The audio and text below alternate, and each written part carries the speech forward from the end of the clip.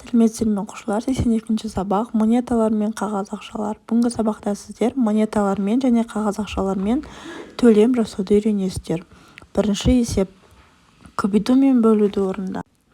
Бұл жерде біз есептерді шығарған кезде ондықтарға және жүздіктерге жіктеп аламыз.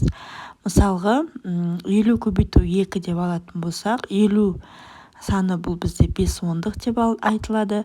5 ондықты 2-ге көбейтсек, бізде 10 ондық шығады. 10 ондық дегеніміз ол 100 болып саналады.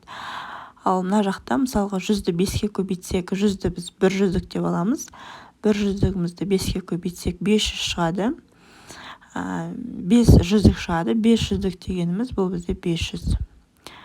Ары қарай екінші есеп. Қазақстанның қай сандар жазылған монеталар мен қағаз ақшаларын білесің. Осы ақшаларды кему ретімен және өсу ретімен жазуымыз керек. Яғни 5 теңге, 10 теңге, 20 теңге деп өсу ретімен 20 мыңға дейін жазып шығамыз. Сосын 20 мыңнан бастап төмен қарай кему ретімен жазамыз. Үшінші есеп.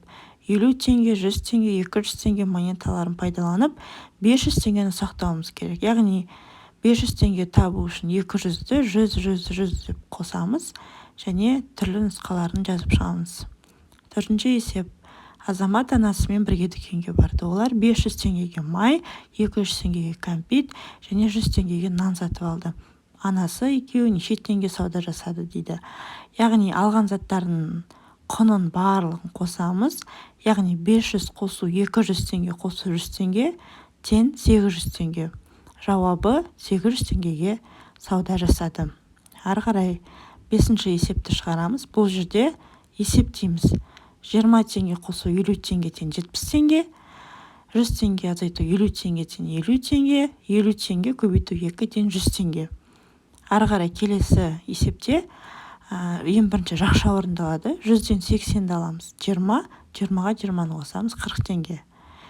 Келесіде жақшаны орындаймыз. 50 теңгеден 20 теңгені азайтамыз. 30 теңге, 50-ден 30-ды аламыз. 20 теңге. Алтыншы есеп салыстыру керек. 400-ден 400 екеуі тең. 500 300-ден көп.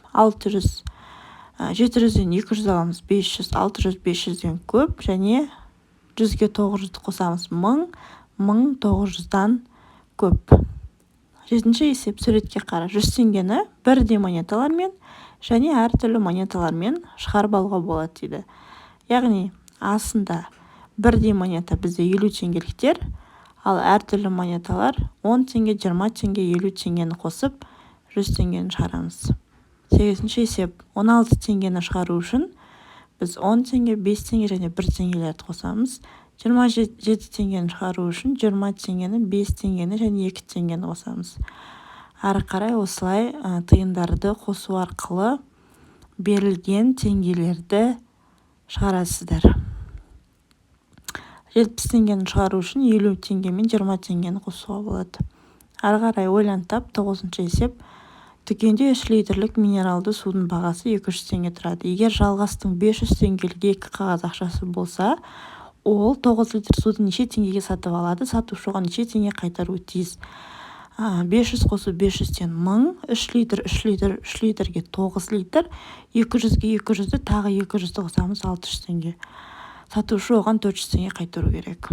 Әсі 600 теңгеге 1-2 доп және 1 секіртпе алуға болады. Қайсысы қымбат, доп па әлде секіртпе ме дейді. 150 теңге 150-ге және 300 теңгеге қосамыз 600 теңге.